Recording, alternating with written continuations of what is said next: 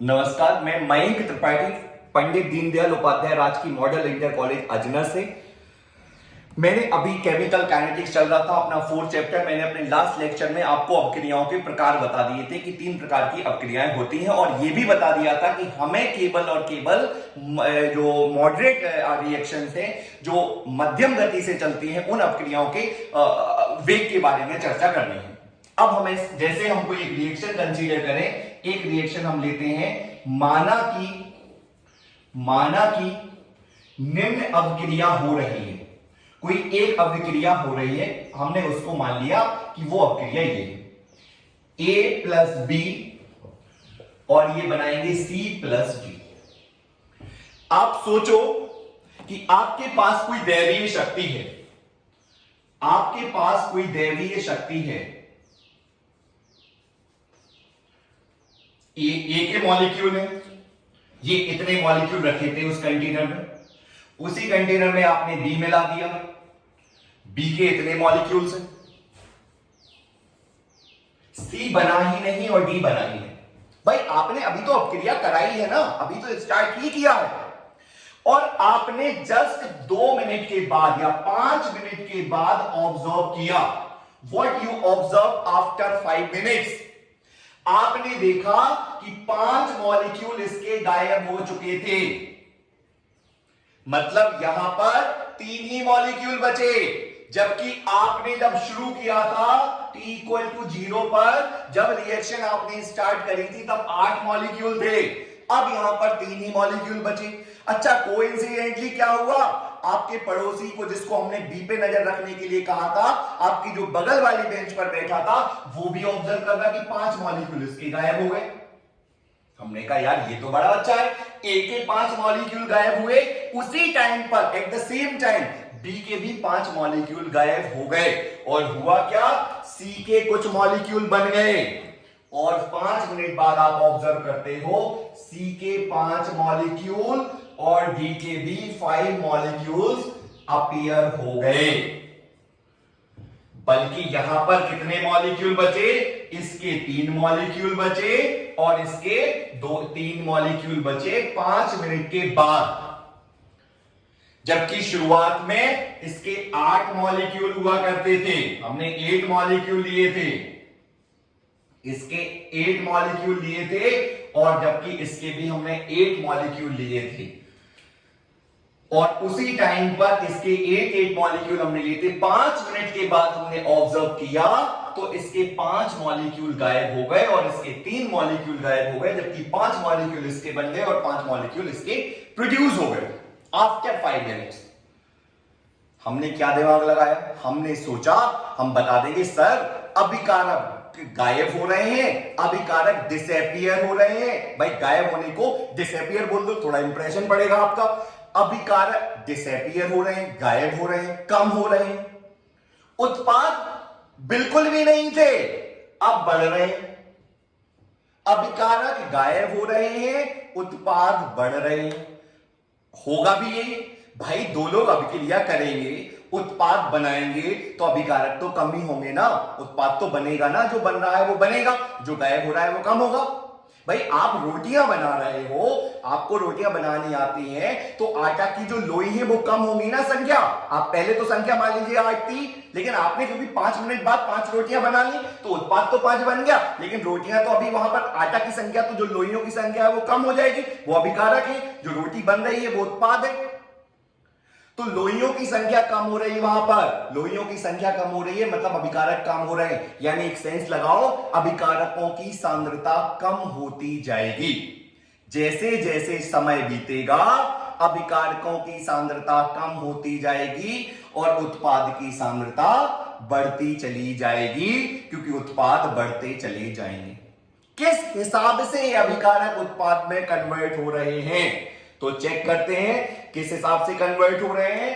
5 minute में 5 convert हो रहे हैं, तो 1 मिनट में 1, यानी इसकी सांद्रता हुई 1 सांद्रता पर मिनट।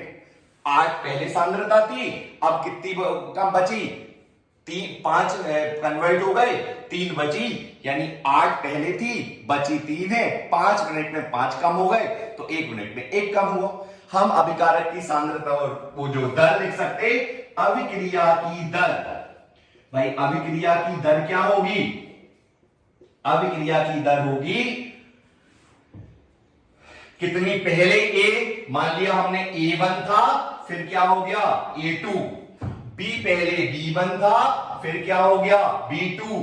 C पहले C1 था जो 0 था, फिर क्या हो गया C2। D पहले D1 था, फिर क्या हो गया D2। अभिक्रिया की दर अगर हमें लिखना है तो फाइनल माइनस इनिशियल।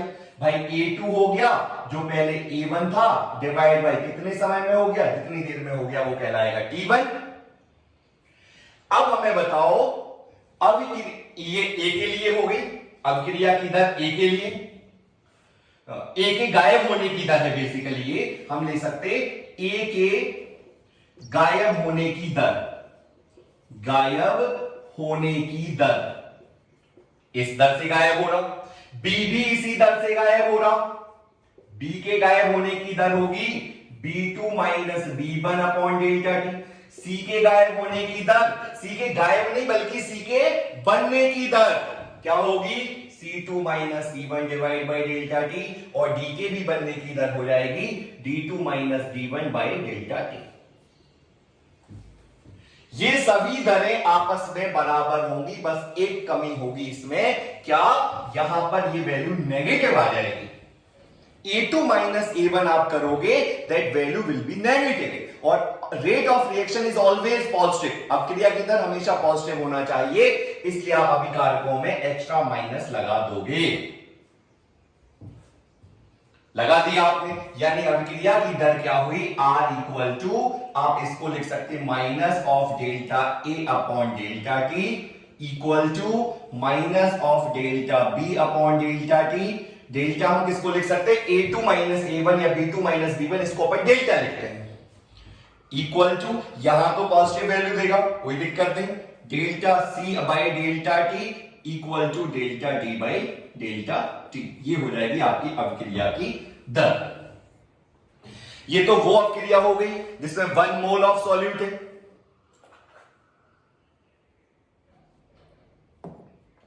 हमें तो डिस्कस वो अभिक्रिया करनी है जिसमें 1 मोल ना होके कितने भी मोल हो। देखते हैं अपन उस अभिक्रिया को लेते हैं। तो देखो उस अभिक्रिया की दर अपन कैसे लिखेंगे? हम ऐसे लिख सकते हैं, वन शुड राइट अभिक्रिया की दर लाइक दिस। मैं आपको अभी बताता हूं। जैसे हम एक अभिक्रिया लें N2 plus 3H2 gives 2NH3, this is a gaseous reaction.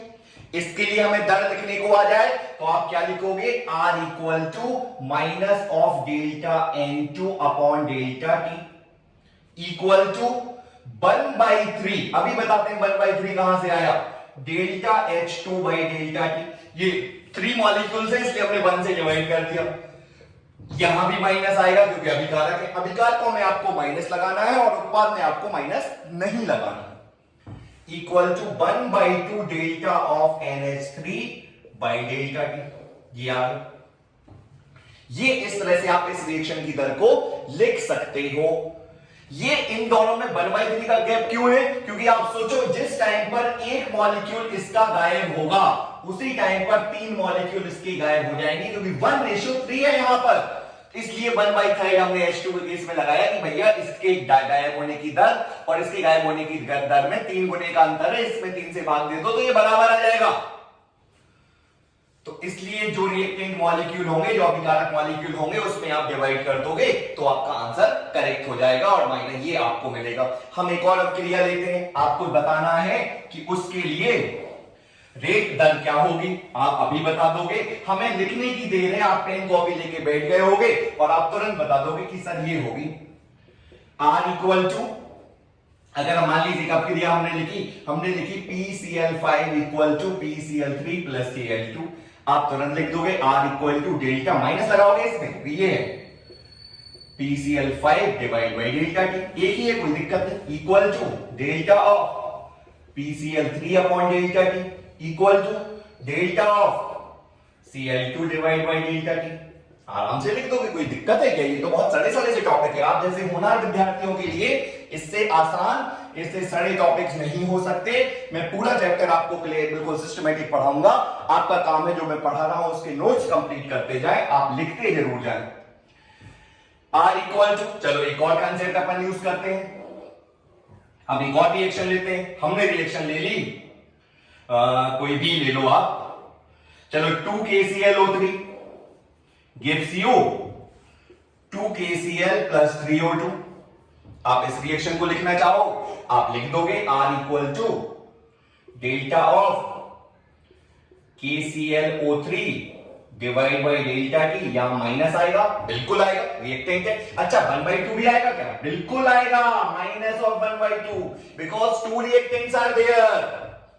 Equal to यहां प्लस आएगा बिकॉज ये उत्पाद है, उत्पाद में हम माइनस नहीं लगाते। Delta of KCl divide by delta T equal to 1/3 delta of O2 divide by delta T। ये आपका आंसर हो जाएगा। Final answer will be this. तो आप लिख लोगे किसी भी हमने आपको आज रेट ऑफ रिएक्शन का ये डिटरमिनेशन करना सिखाया और आपको होमवर्क दे देंगे और आप ढेर सारे रिएक्शंस के लिए ये लिखते रहेंगे। कुछ होमवर्क आप नोट कर लो, मैं इनके आंसर आप चाहो तो मेरे नंबर पे अपलोड कर सकते हो, आप मुझे आंसर सेंड कर सकते हो, मैं आपके आंसर चेक कर लूंगा। मेरा व्हाट्सएप नंबर 8818880957 है। आप इस पे ना भेज के आप किसी और अगर यूट्यूब पर भी जहां पर आपको लिंक मिले आप उस पर भी शेयर कर सकते हो आपकी आंसर शीट कि सर हमने ये सॉल्व करे थे, ये हमारे आंसर आए थे। जैसे पहला H2 plus I2 gives 2HI, आप इसको हमें आंसर बताओगे आपने कैसे लिखा।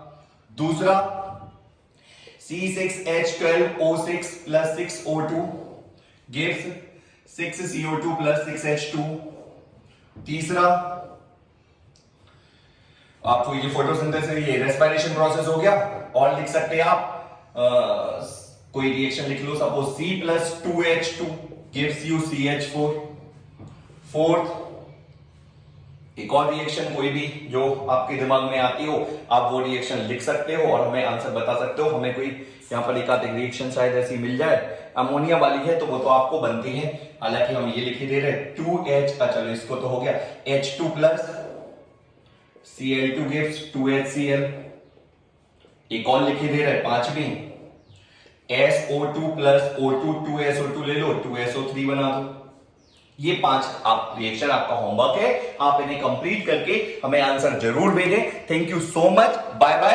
Again my name is Mayank Tripathi from Pandit Deendayal Upadhyay Rajkiya model engineer college Ajnar से। Thank you so much.